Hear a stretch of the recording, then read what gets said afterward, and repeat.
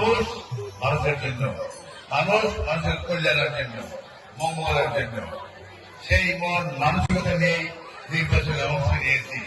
মনে করলাম যদি আপনার সুযোগ দেন তাহলে বাকি জীবনটুকু আপনাদের সেবায় আমি নিয়োজিত নিজেকে আত্মনির্ভর নিয়োজিত করবো।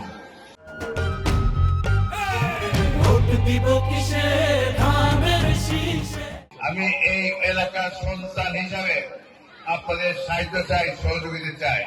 আপনারা এই দেশের সম্মানিত নাগরিক, হিন্দু ভাইদের সনাতন ধর্মাবলম্বী যারা আছে তাদের উদ্দেশ্যে বলতে চাই, আপনারা এই দেশের সম্মানিত নাগরিক। আপনারা কোন এক সময় যে কোনো কারণেই হোক বিশেষ একটি দলকে, বিশেষ একটি মার্কার ভক্ত ছিলেন। এটা কোনো অপরাধ ছিল না, এটা তো আপনাদের রাজনৈতিক স্বাধীনতা চিন্তা আপনারা করেছেন। কিন্তু গত 54 বছরের ভিতরে আপনাদের কোনো পরিবর্তন হয় নাই, কোনো উন্নয়ন হয় নাই। আপনাদের সুযোগ থেকে অবহেলিত, বঞ্চিত, ন্যায্য হিসাব থেকে বঞ্চিত। আপনাদেরকে এখনো মানুষের মাইনরিটি বলে, কিন্তু বাংলাদেশের সংবিধানে মাইনরিটি বলে কোন শব্দ নাই।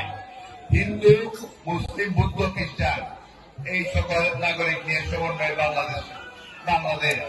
এই বাংলাদেশের নারী হল জনগণ, হিন্দু, মুসলিম, বৌদ্ধ, খ্রিস্টান সবারই সমান অধিকার। আপনাদের ধর্ম সুস্থ পালন করবেন। আমরা মুসলমান যারা আছি আমাদের ধর্ম, কেউ কারো ধর্মের উপরে পালনের হস্তক্ষেপ করতে পারবে না। আপনারা স্বাধীন দেশের নাগরিক হিসেবে এখানে ব্যবসা বাণিজ্য যার যার যেসব করণী আছে চাকরি বাকরি স্বাধীনভাবে করবে, কেউ বাধা দিতে পারবে না।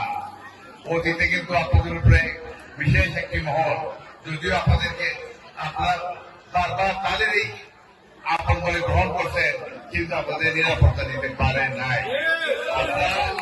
আপনাদের প্রতি অবিচার হয়েছে, জুলুম হয়েছে, অত্যাচার হয়েছে, আপনাদের কাছে চাঁদাবাজি হয়েছে, ব্যবসার উপরে হামলা করা হয়েছে, চাঁদাবাজি হয়েছে।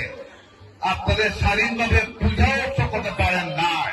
প্রথমবারের মতো এই বছর বা আমি সারা দেশের কথা বলবো, মাধবপুর কথা বলতে গর্বের বলতে পারি, আমি নিজে আমাদের দলের নেতা তারেক রহমানের নির্দেশে বিএনপি আমার দলের নেতৃবৃন্দ কর্মীদেরকে নিয়ে সমগ্র মাধবপুর উপজেলাতে আমরা পাহাড়দার হিসেবে আপনাদের পূজা সুষ্ঠুভাবে পালন করার জন্য সাহায্য সহযোগিতা করেছি এবং গর্বের সঙ্গে বলতে পারি যে সুন্দর উদযাপন করেছেন, শান্তিপূর্ণ পূজা উদযাপন করেছেন।